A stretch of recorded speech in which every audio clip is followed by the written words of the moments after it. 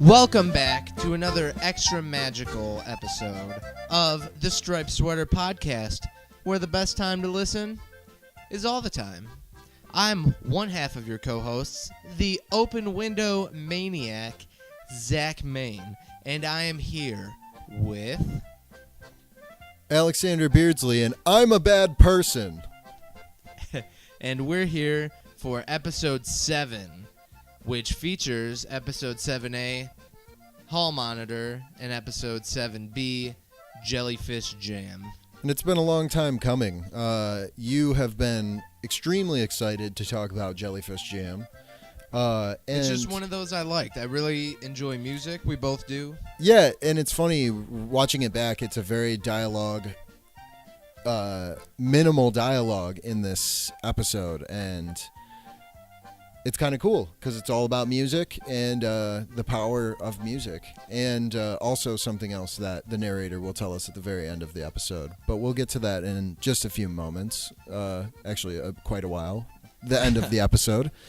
So this is our first episode on our new sound system with microphones. Yeah, but these microphones, I accidentally forgot to bring the microphones that I bought, the nice new ones that I think are going to sound really great. But we have these random ones that Zach happened to have, and I think it sounds nice enough. But It should get better in the near future, and things are going to get pretty fun. The point being that with this new system, we can have guests. So maybe starting next week, we'll have a guest on. Yeah, if you can track down a guest, that would be really fun, I think, to just have a third party in the mix, you know? Yeah, we also have our email address out, right? It is stripesweaterproductions@gmail.com. If you want to send any emails, we also have our Facebook page set up.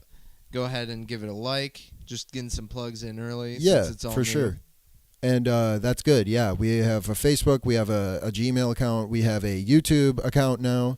So yeah, get excited for episodes with friendly other people that aren't us. Or maybe not friendly. Yeah, and like I've said in the past, if you're a listener who thinks you have something you could add, you know, a good opinion, a good third opinion, then hit us up and maybe we can set something up over the internet. So, you know.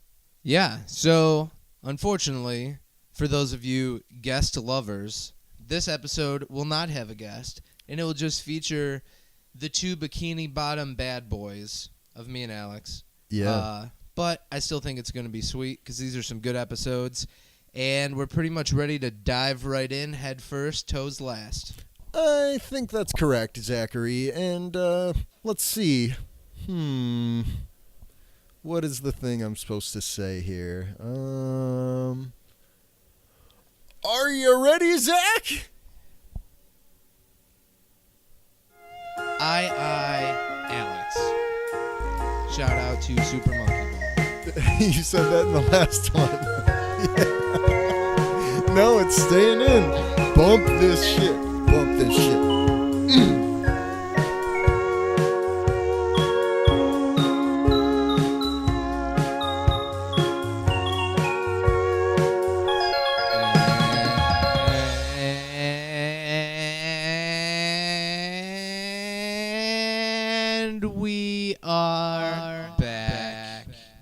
Talking about Hall Monitor. Yeah, buddy.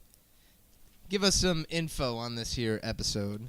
All right, bud. So Hall Monitor originally aired on August 28th, 1999. Again, just to reiterate, this was during a time where episodes were coming out every week.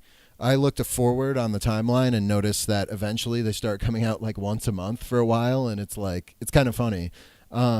So just a funny side note. Runtime is 10 minutes and 50 seconds. The storyboard artist was Jay Lender. Storyboard director was Chuck Klein. Written by those two gentlemen along with Mr. Lawrence. Animation director was Edgar Larrazalbal. And creative director. The driest mon in all of the lawn. Correcto perfecto, amigo. Derek Drymon. Jinx. I'll never. Your mom says hi. Jinx. Yeah, Yeah, yeah. Alrighty. So yeah, this one opens up to Mrs. Puff's boating school, and we're zooming in from the outside. I really like how this is an episode where it's really a lot like a regular school. You know, it's definitely not like a driving school because there's desks. It's like a whole deal. It's not just like a couple-week course and then you drive. It's a bit different. Right. It's presented as like just kind of like school, like high school class or something like that. Even middle school maybe. But I think these are high school age people. Yeah, like they all have desks and there's like a bell and everything. Yeah.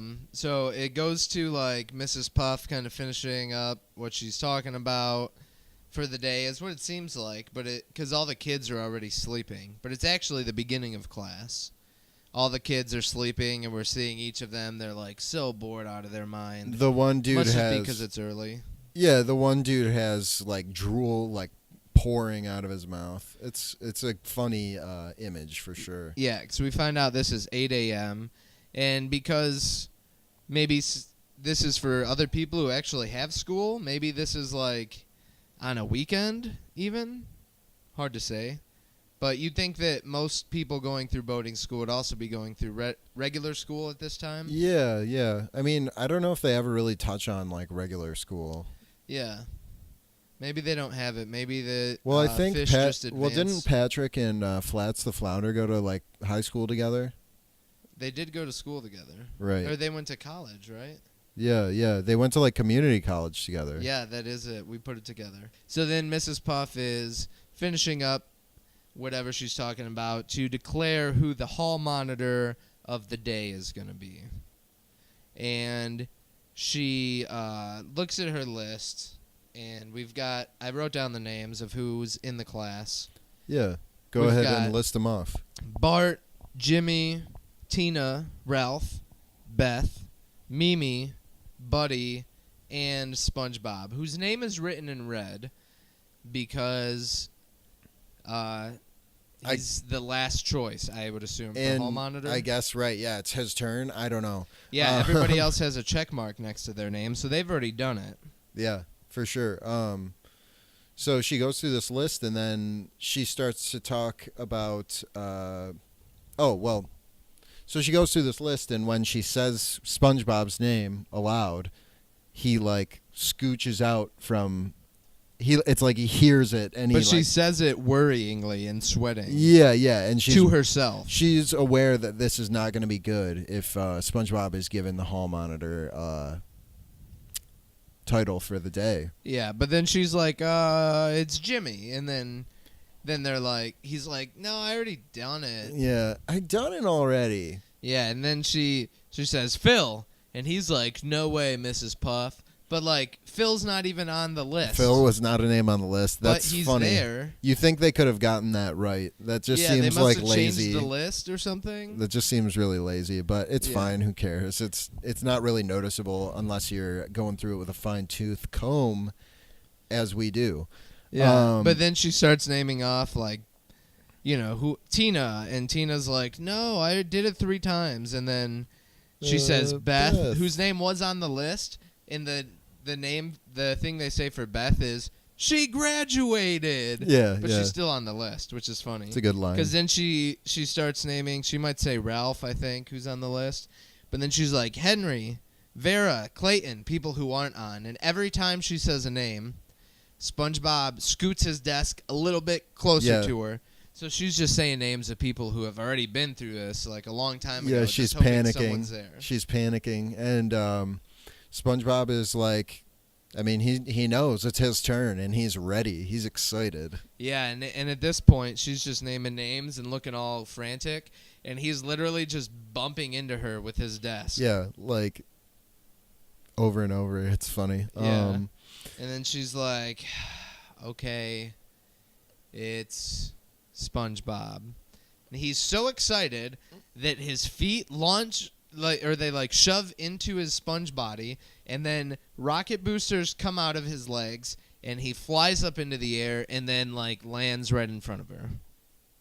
Yeah, he's super stoked, and he's going to start rambling on about gosh only knows what for the rest of the school day. Yeah, well, first he starts I will do my duties in the hall. He says some other things in the hall. I remember that specifically, kind of just the things he would bring up. The cadence. Yeah, they really stuck with me, because first he does his in the hall, and then well, first Mrs. Puff tries to give him the uniform, and just here's the belt and the hat, and he's like, no, I can't accept this. I've got to, properly earn it by talking about what he's gonna do. Yeah. And she's just like, you can't make this easy, can you? Classmates! Who am I to deserve such a great honor? Why, I would be nothing without Mrs. Puff. Give me a break. And to my public, all I can say is I'm touched. And furthermore, I will carry out my crime and punishment and crime and the hall, which reminds me of an extremely long speech written by the greatest hall monitor of all time. Friends, students, juvenile delinquents, lend me your ear. In conclusion, and without a moment to spare, I will put on this uniform and assume my duties as Hall Monitor. Wish me luck, Mrs. Puff. Oh, and I will be He talks about crime and punishment and crime, and the clock is just fast forwarding because he's rambling, and then you see the clock the clock is spinning, and it starts around 8 a.m. and it ends up around 2 p.m., which it's still moving when the camera pans down from it.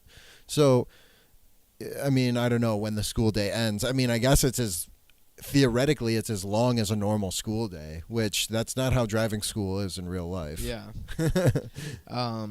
But in the middle, too, he talks about, and this reminds me of an extremely long speech by the greatest hall monitor of all time. Yeah. Which is just funny. That's great. And he, pulls out the giant list like he's Chris Jericho, listing off holds. Yeah, it is reminiscent of old Chris. Yeah, and then he's like, friends, students, juvenile delinquents. That's how he starts the speech. Great. Yeah, that's a funny gag. I didn't even really notice it this time around watching it, but I do remember it. Yeah, and then then the school day's pretty much over. Even Mrs. Puff is asleep. Yeah. And all the kids are.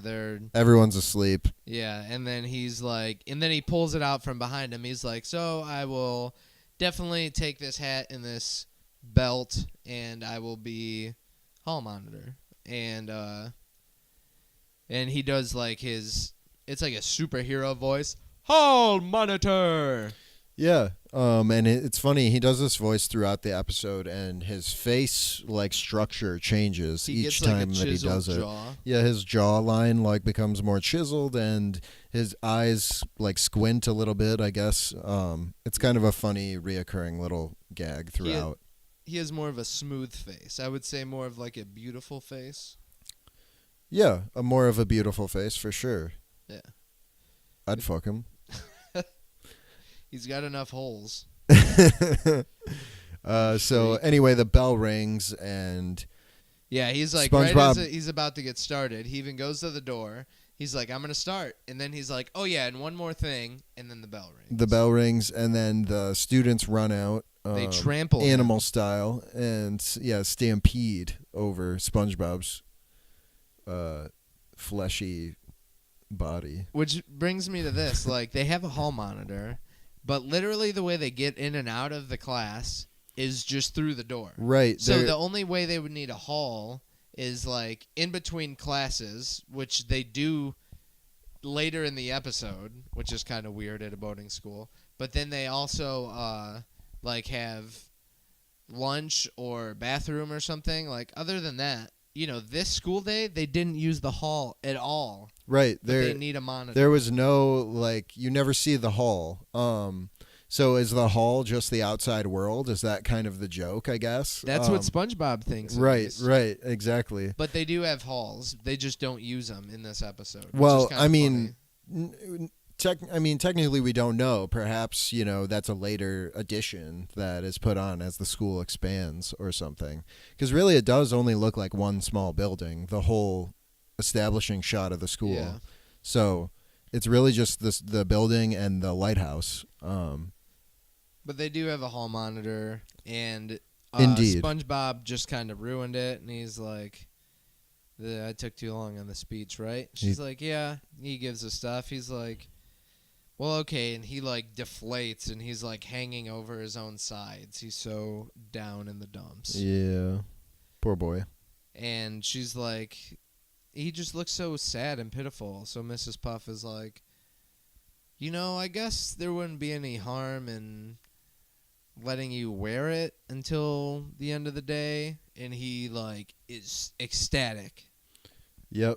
He like flies into it, and he's like, thanks, Mrs. Puff, and he walks away. And she already knows. She's like, what are the consequences of my actions? Yeah.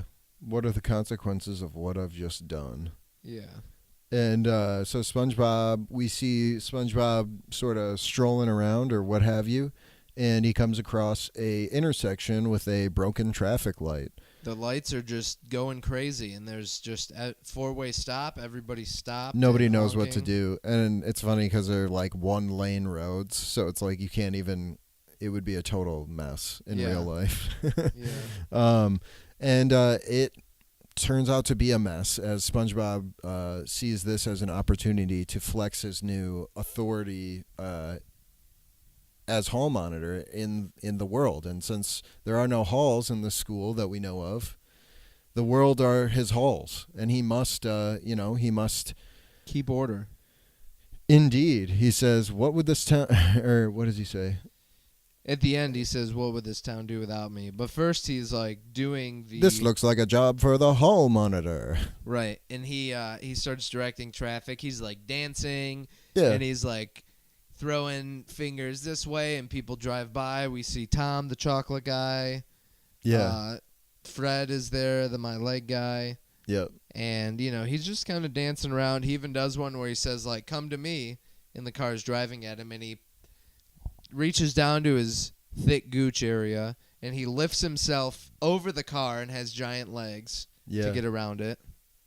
Yeah. It's a good SpongeBob can like sort of morph and stuff. That's kind of a reoccurring thing that he does, especially early on, I feel like, in the series. Yeah, so then he's like, what would this town do without me?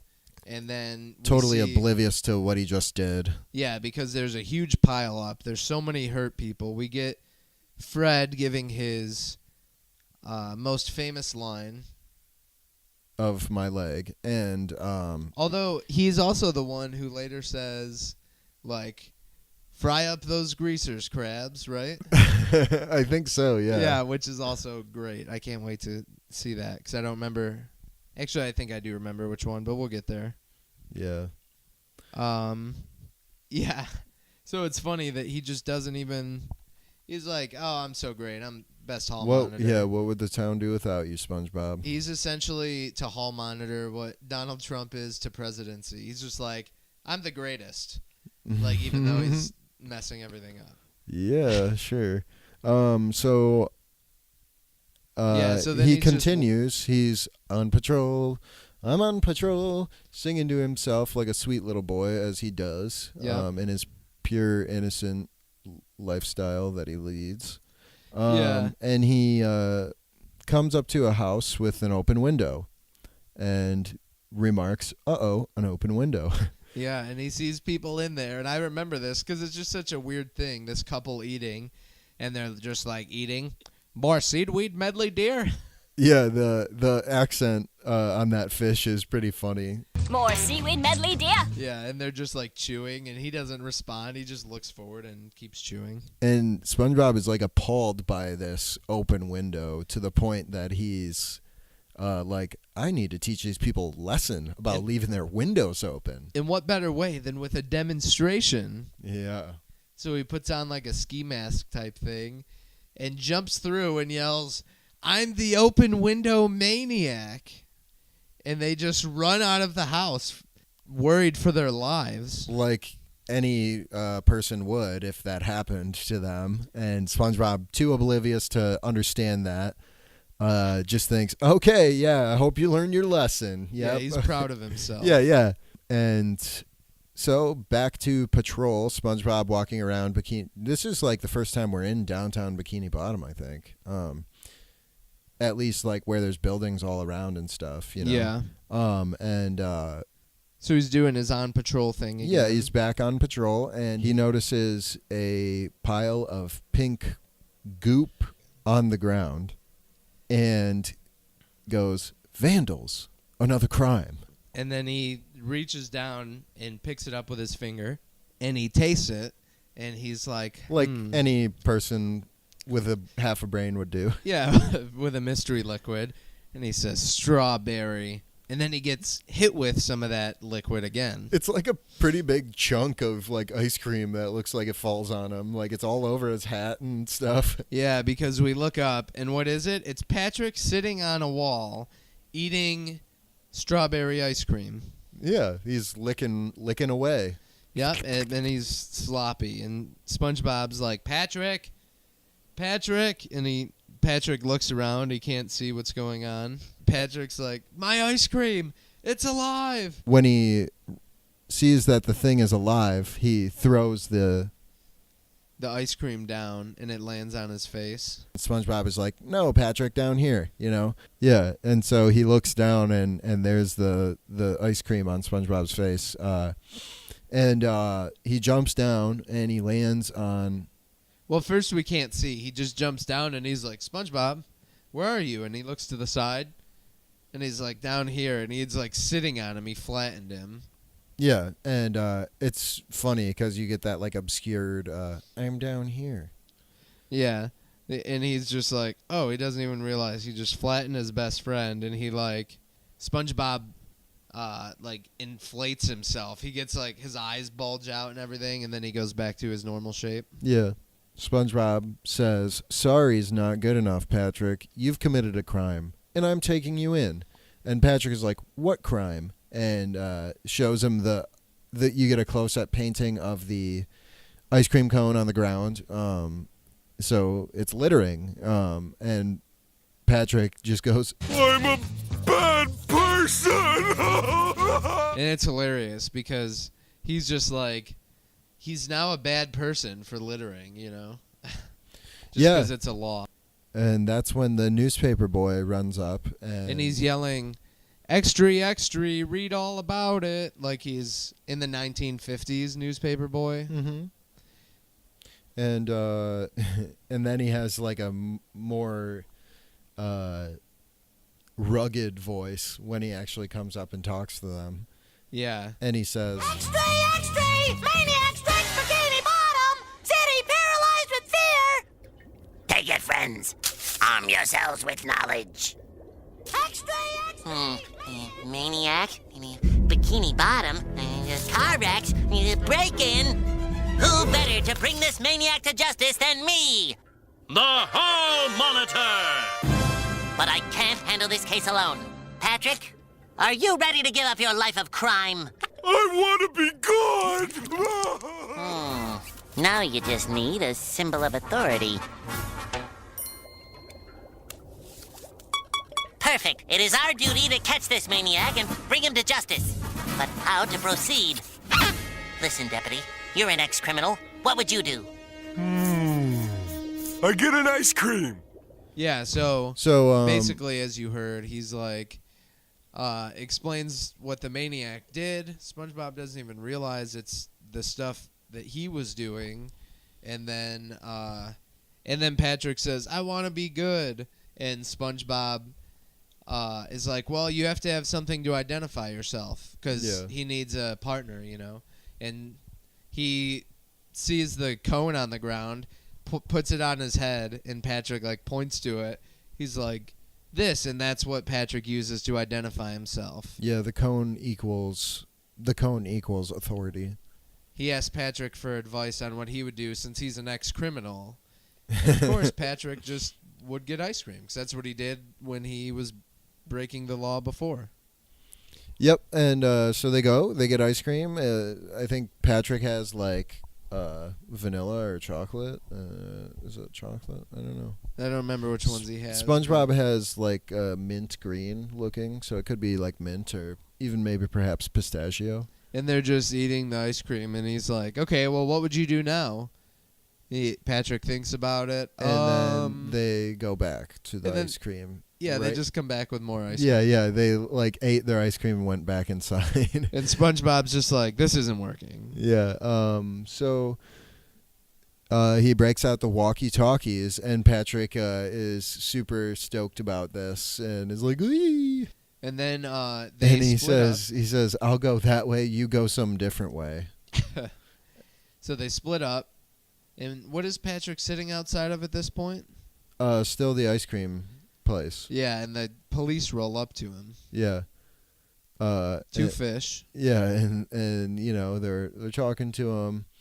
Says, you know, we're looking for the maniac, and he goes, this is a classic. This is like prime Patrick. This whole episode, I really think Patrick was like on his top tier, like Patrick here. Yeah. And they're like, have you seen this man? And they pull out a picture of the maniac, and it just says wanted maniac. Yeah, and it's a picture of a crudely drawn SpongeBob, like yellow and blue. Yeah, whenever they use like it's like the storyboard SpongeBob probably. Yeah. And Patrick freaks out. He's like, "It's the maniac! Take him away! Take him away!" And they're like, "Calm down, son. You know, it's just a drawing. It's okay." And they're like, we just need you to tell us if you've seen this guy." And he's like, "Yeah, like Yeah, he's just back to he's like back okay, to yeah. I'll try it again." And then here's when he starts doing the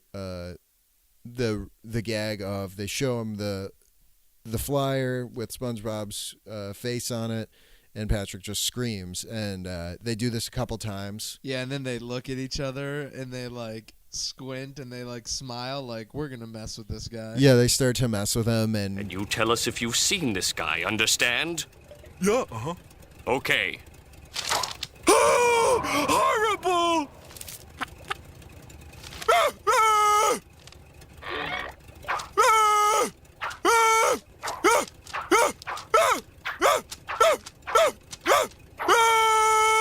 Stay indoors, son. And take that cone off your head.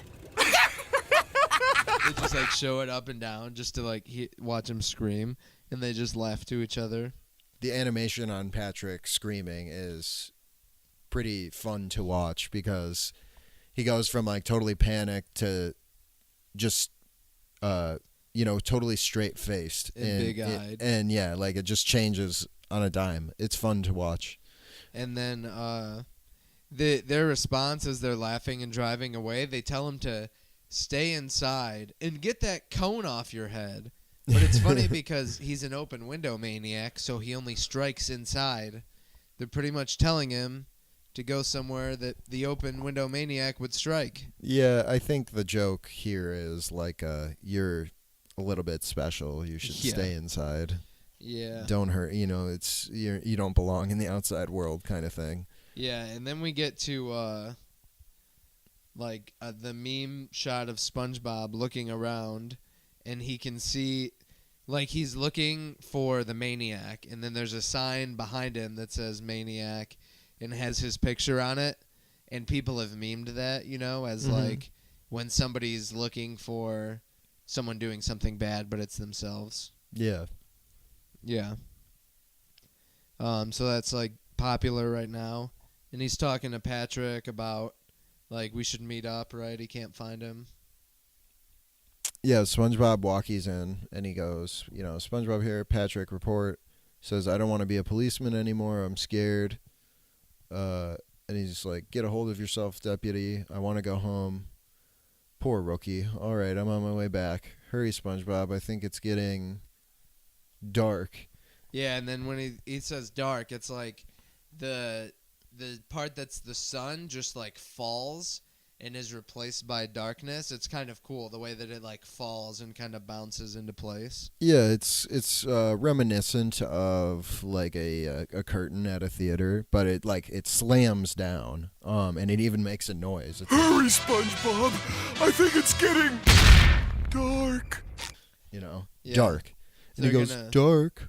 Yeah, they're gonna meet up, and he's like, just keep your siren on. Yeah. Which means just go wee woo. So Patrick does what I think is really memorable, and he does it really slowly because he's scared. And we hear him say, Just put on your siren. I'll be right there. Wee woo, wee woo, wee woo.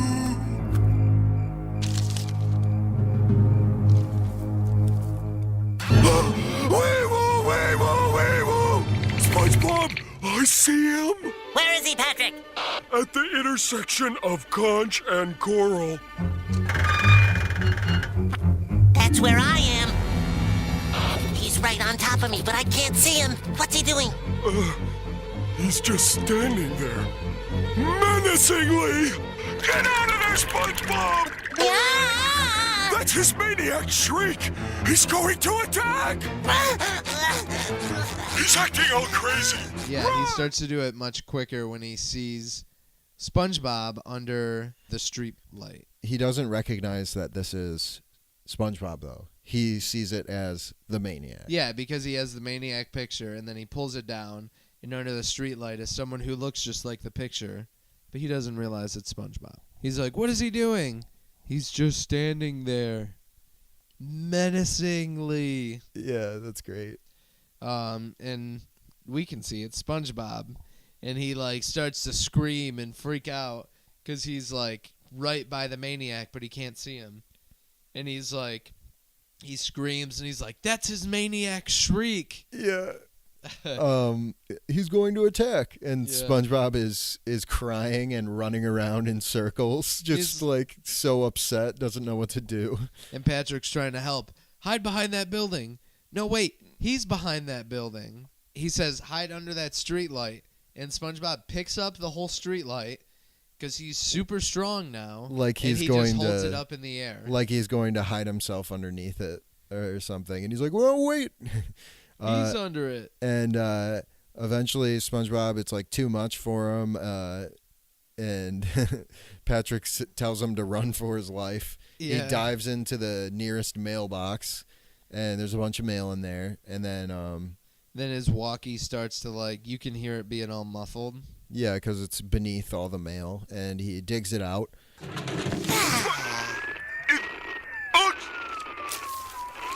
Say again, Deputy? The maniac's in the mailbox!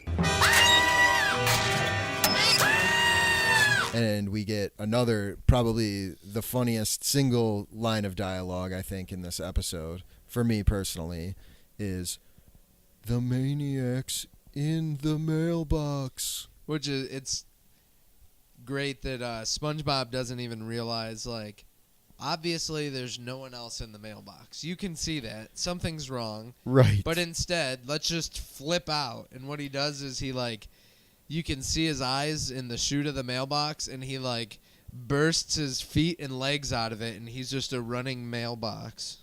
Yeah, so he is just freaking out because he thinks he's in there with the maniac, and he just wants to get out. So he ends up running through a bunch of houses and, like, through a fence, and these houses collapse completely when he Yeah. runs through them.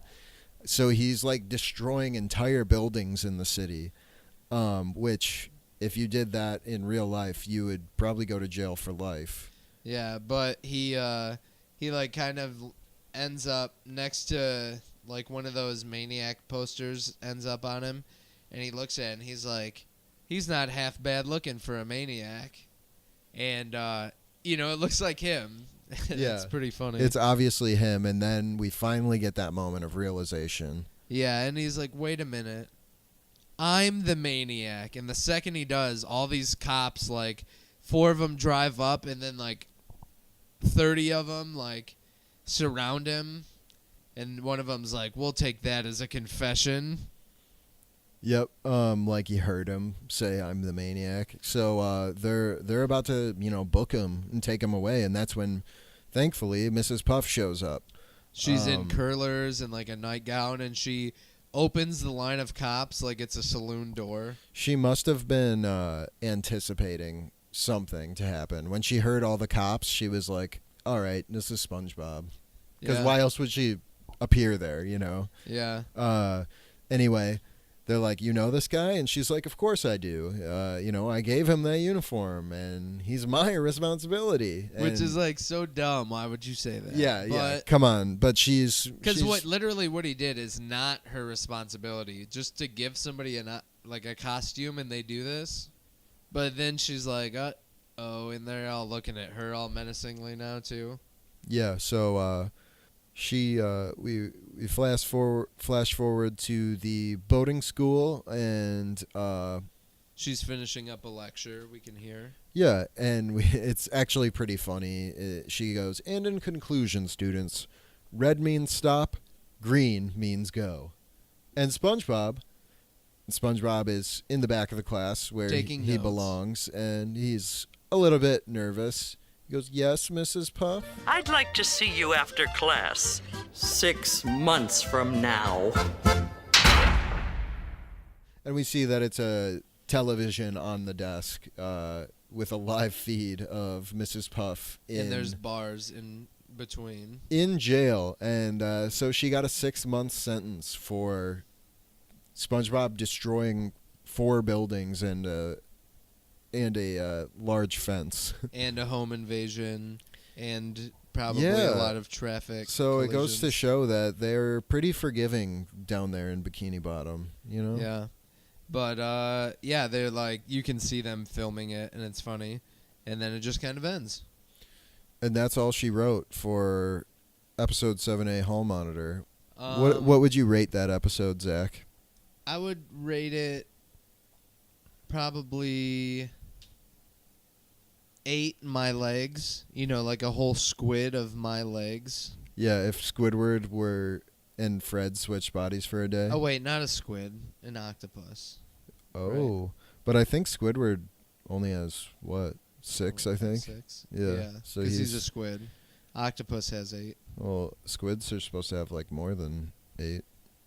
I thought they were supposed to have 6. No, that's spiders. I would give it 10 strawberry ice cream cones. Yeah. Although the ice cream cone itself wasn't strawberry. Oh my gosh.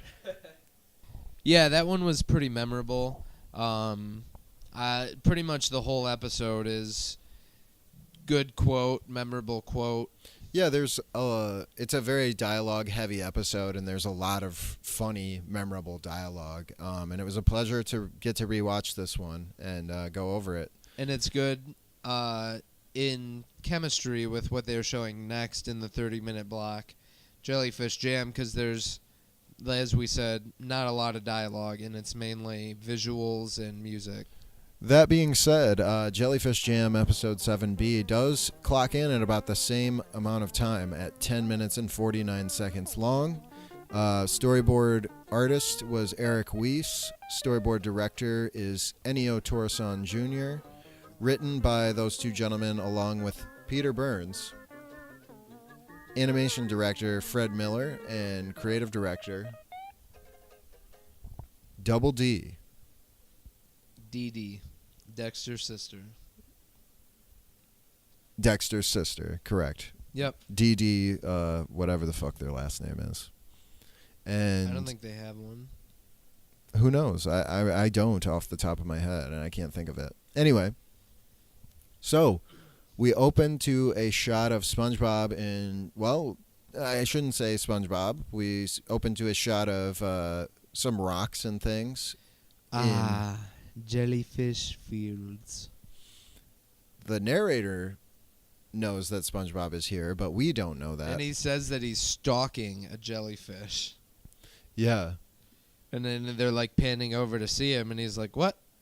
Where is SpongeBob?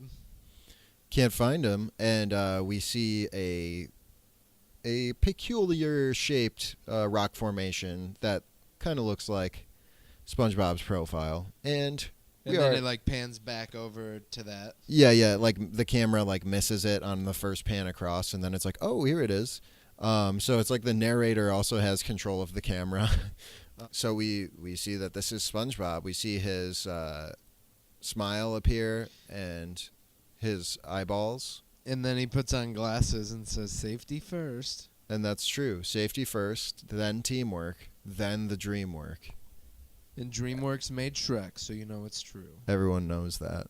Yeah, then he like just moves as a formation, like literally just shifts over toward a jellyfish. Full camo, all out is SpongeBob going here.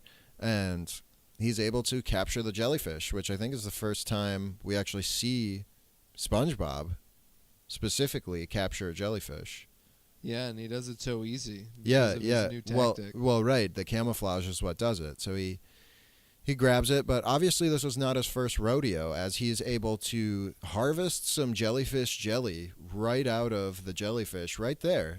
As he milking it like a cow. He pulls up a stool and some good old country music starts playing, and he milks that jellyfish right onto a piece of bread and eats it right there. And it's funny too that this jellyfish doesn't sting him. I noticed that right away. It's like in the past episodes they'll just sting you for no reason at all. But if you catch them first, then apparently they can't. Apparently they are so in awe of, or at least this jellyfish is so in awe of SpongeBob's tactic that he's like impressed, and he's like, you know what? I want to be this guy's friend. Yeah. And when he catches it, he says, "Finally got ya." Like he's been trying to get this one for a while.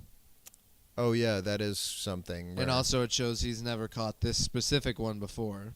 And that he's enough of a connoisseur to know the difference between the different ones, yeah. That all look the same. And then he eats the sandwich, and he gives another French accent, which is the second time.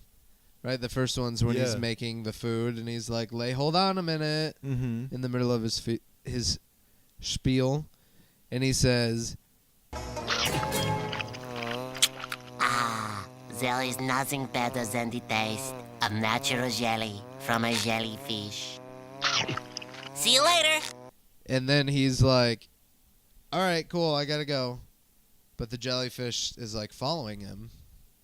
Yeah, it's right behind him, buzzing and bobbing, and SpongeBob's trying to get him to stay, but it's not working. And at one point, even he goes onto the ground, the jellyfish, and starts and like he's walking. He's walking like SpongeBob, like mimicking him, like like he has feet, and it's even like squeaking on the ground. Yeah, and he's in a way. I mean, it's a cute like thing that it's like he looks up to him, but it's also I think kind of a mocking type of way. Or he's like trying to blend in, like you don't realize I'm following you. Yeah, right. You won't notice if I'm just walking here.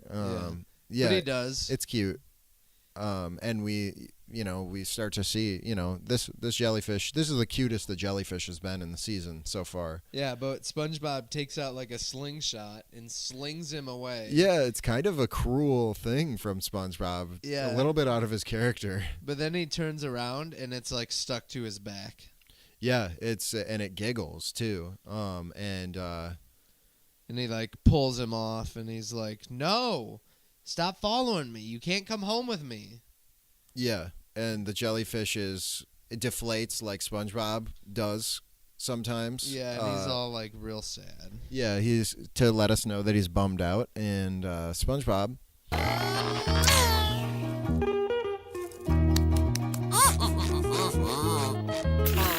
Jellyfish, for the last time, you cannot come home with me. Oh, what the heck? He says, "What the heck? What the heck? Yeah. Come on. Like, you can come with me." Yep. And so in the next shot, we see SpongeBob back on Con Street. Yep, back on Con Street, outside of Squidward's house.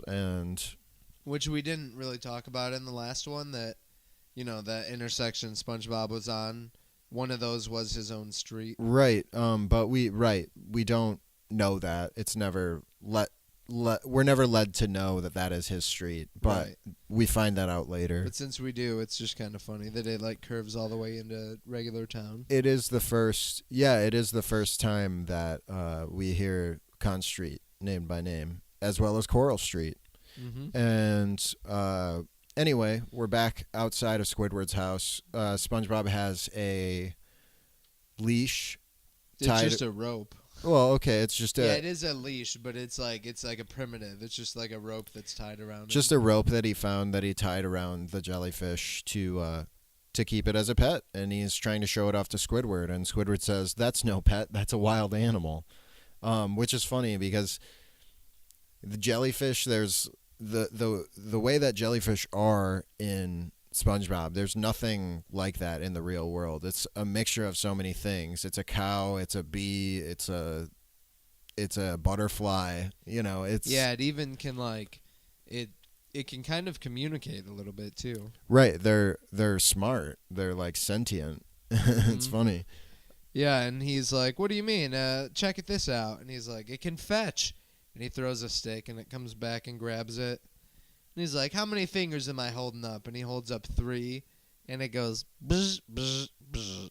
Yeah. Like it can count 3. And then we have what? Play dead. Yep. And then he looks over, and there's a tombstone, and like the leash is going into the sand under the tombstone. Yeah, with and you hear flowers. like a bell chime. Yeah, like the Undertaker's about to come out. Yeah.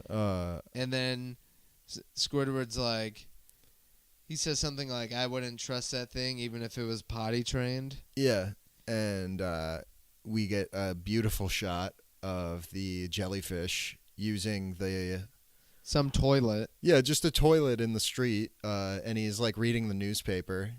Yeah, It's there's like a classic. whole It's- toilet paper roll attached and everything. And he's like buzzing to himself, like he's humming to himself, like some people might do when they use the toilet. Yeah, and Squidward's like,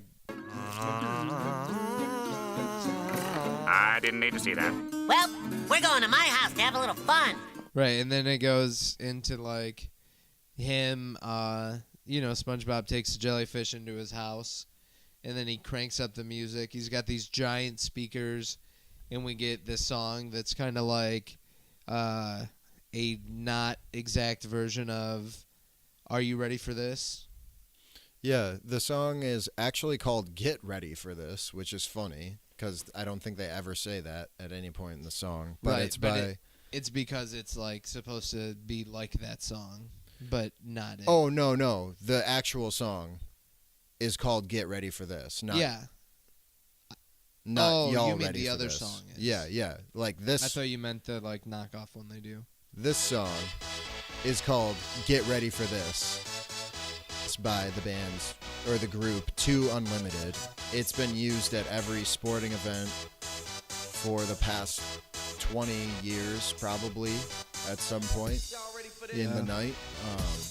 And it's a hype song, but it's basically just like a techno-y dance song that was made into like I think of sports. It was in Space Jam, I think, right? Yeah, I do think it was. Yeah, I think of sports when I hear this song. But Yeah, me too, of course. That's kind of what it is. It's like a pump up cheerleader right, type thing. yeah, halftime, whatever, Anyway, How can you possibly have fun with a jellyfish?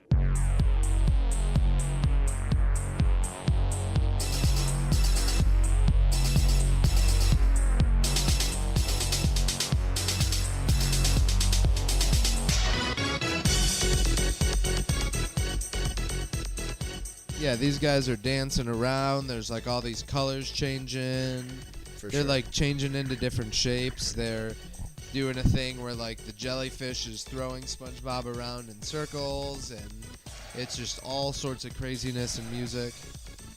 Yeah, there's all kinds of fun going on there, and it's really this is like like we said, this episode is very light on dialogue, and there's a lot of just visual gags going on, and not even necessarily gags, just cool, dancing. yeah, dancing and cool visuals, yeah, color changing, things going on, like if you were at a rave or a nightclub or what have you. Yeah. And then we do get a line of dialogue in the middle of it, though, with Squidward. SpongeBob is the only guy I know that can have fun with a jellyfish for 12 hours! You can see his house is, like, bumping, the pineapple's, like, rocking and everything.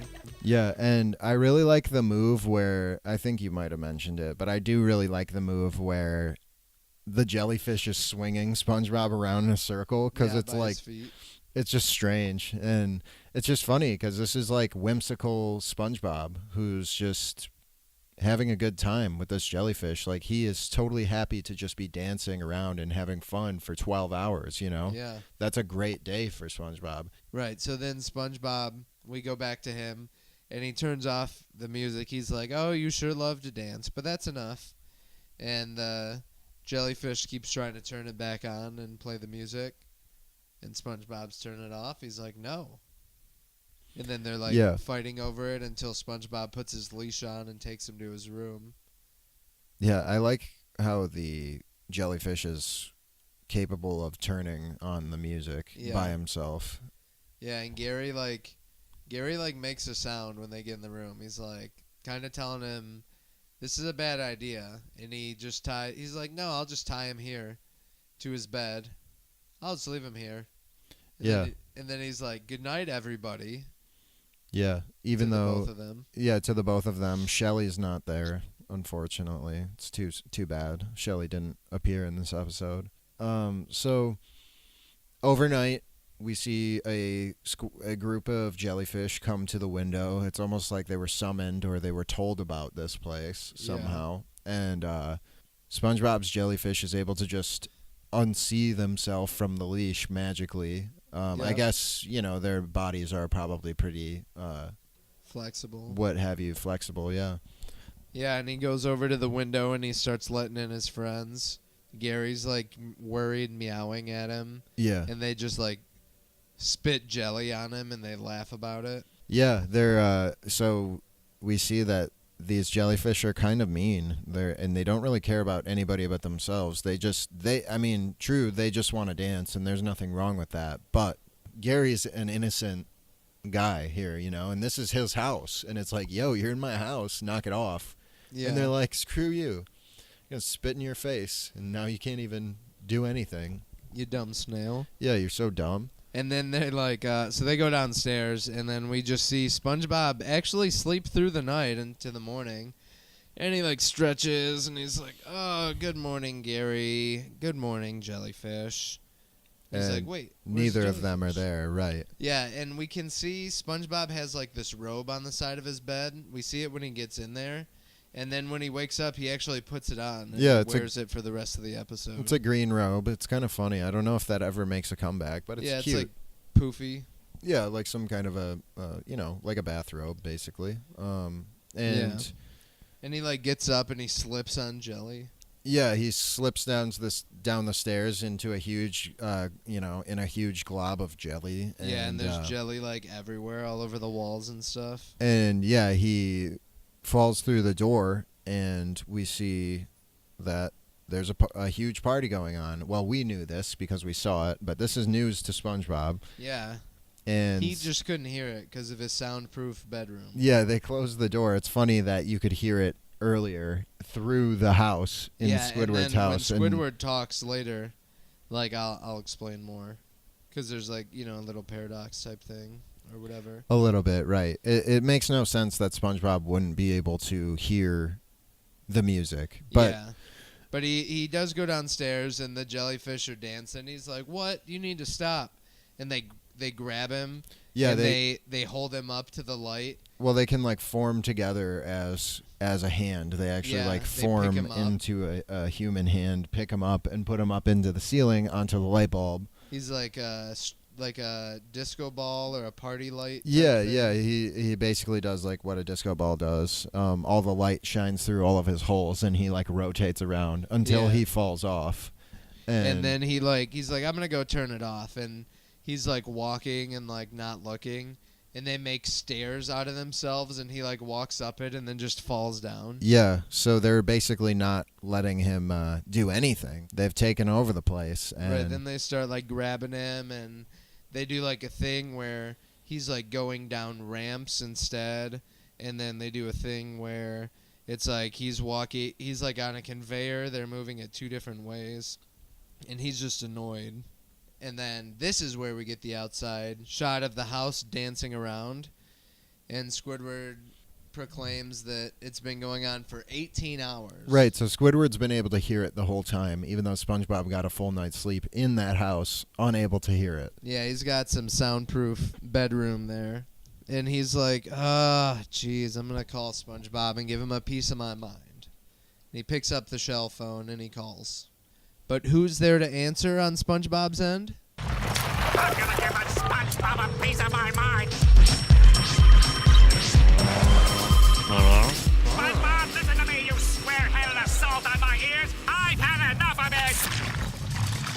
Strawberry. So the jellyfish picks up, and he's like buzzing, and Squidward's like telling him to knock it off.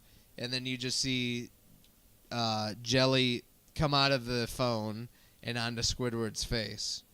And he proclaims, strawberry. Yeah. So this thing, the jam that comes out of it is directly strawberry as well, which is funny because it's obviously a thing that we make with preserves and jam. Right. These jellyfish have different fruit glands in them that make different flavors of jelly. Yeah, so Squidward's like, how am I going to show him a lesson? I'll play the clarinet at them. Yeah, so he begins to play the clarinet, as you can imagine, badly, as he tends to do. And he's playing Row, Row, Row the Boat. Which is like, you would learn how to play Row, Row, Row Your Boat, like, in, your first... It's one of the first few songs you would ever learn. But he's still really bad at it. Right. And the jellyfish hear it, and they're not happy. So they start stinging SpongeBob, like, do something about this. And he's like, ow, all right. And they like, sting him all the way to his room because he sticks his head out the window. And he's like, hey, Squidward, could you play better? That's what he says, not like stop. He's just like, the jellyfish want you to play better. It's funny because that would be, like, SpongeBob is kind of in a tough spot right now. So he's a little bit more, he's willing to be a little bit more rude to Squidward to just get him to stop because it's like he feels in danger or something is at stake here. It's just like, hey, please, like, if you're going to play, just do better, okay? Like. So then Squidward's like, oh, okay, I'll do that. And he was playing, like, out of his window. Now he, like, gets into his house fully. And then he has some mechanism or some way of turning his house right to pointing at the pineapple. And he also has some sort of wireless setup to hook up his clarinet to a speaker system behind him. So SpongeBob and Squidward both have gigantic sound systems in their house. Yeah, they're actually, like, pretty well off in many regards. Yeah, so he just continues playing the clarinet, but through the speakers and loudly directly at SpongeBob's house. And then they get so mad, the jellyfish, they start breaking stuff in SpongeBob's house. Yeah, and they start stinging him, correct? Yeah, they all fly out of SpongeBob's window of his bedroom, and they all surround Squidward, and he's like, I could turn it down. But they're like, no. You're an a-hole, and they just start stinging the crap out of him. We've come too far for turning it down, Squidward. And he gets his shit stung, bro. Yeah, they all come back in, and then the next shot we have is of Squidward going to the front door of SpongeBob's pineapple. So Squidward arrives at the front door to give SpongeBob his clarinet. He says, everybody's a critic, and you won't be hearing from me anymore. He's also covered in stings all over his body. Yeah. And they look painful. They're all, like, swollen and red. And SpongeBob looks, like, upset, He knows Squidward likes the clarinet. But the jellyfish take it right out of his hands. Yeah. And what do they do with it? immediately break it in half. And then they go to the corner of the room to set it on fire and dance around it. yeah, while the music's still blaring. It's so they're like, I mean, Squidward was right. These are wild animals. They don't give a shit about civilized people. Like they're just like, we're barbaric and we'll break your shit and set it on fire. Yeah, because then they sting SpongeBob again. They chase him all the way up to the top of his pineapple.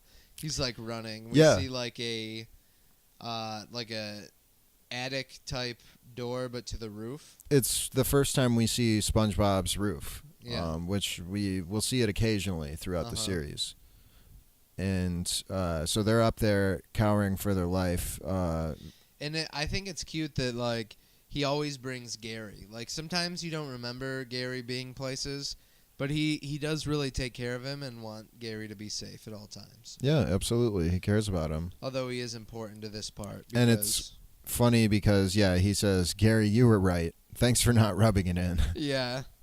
Like he can understand. Yeah, he realizes he messed up with the having the thing. Because earlier in the episode, even though he only says meow, Gary did warn him about this. Yeah, and then now at this point, the jellyfish are swarming all around in the air above the pineapple like a big hurricane. And they're like worried for their lives. SpongeBob is. Gary's just kind of calm. Because he thinks he knows what could help. He just starts clacking his eye stalks together, and they make like this noise that sounds like I don't think woodblock is the right. It's a percussion instrument though. it is kind of like a woodblock. It's similar to a woodblock. I don't know all the percussion toys, but yeah, so then like they all get calm, the jellyfish, and SpongeBob notices.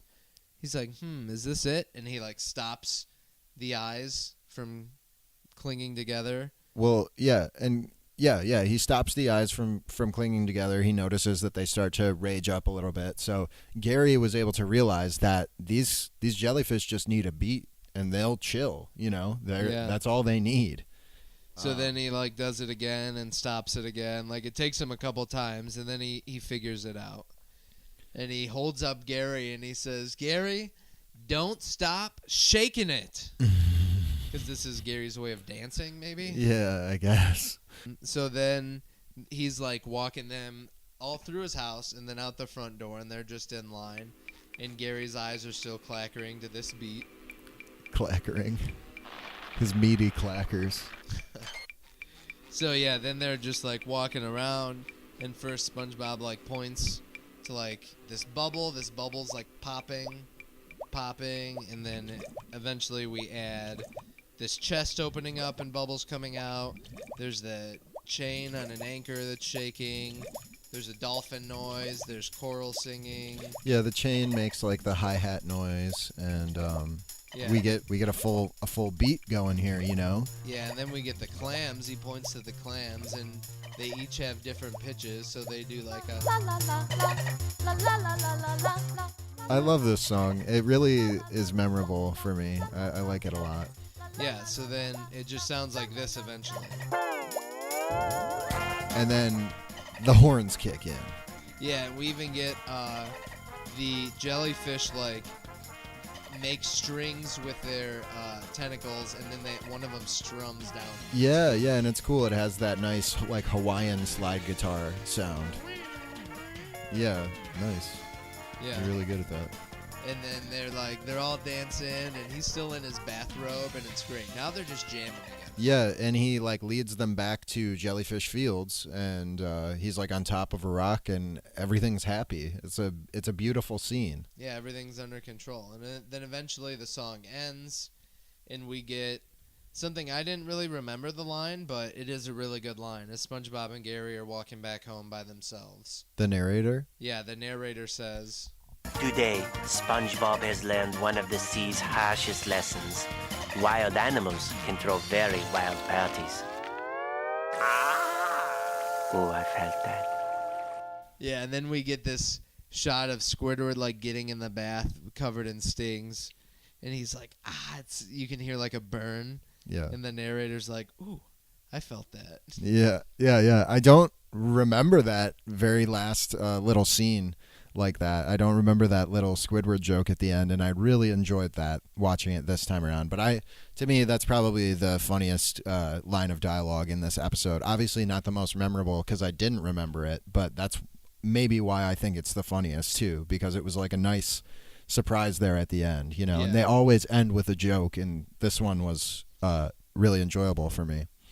So that does it for episode 7B, Jellyfish Jam. That is in the books, and that does it for us here at the Stripes. That episode. One of your faves, that episode? Just wanted to say, I was waiting for us to get to it for a while. Oh yeah, I mean, we need how many what's your rating on that one, pal? I don't know, probably like 3 broken clarinet savage tribe dancers. What about how many broken stereo systems? We didn't even mention that the stereo system broke.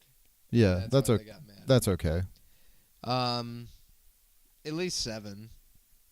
Yeah, it was good. Great episode. Yeah. So that's it.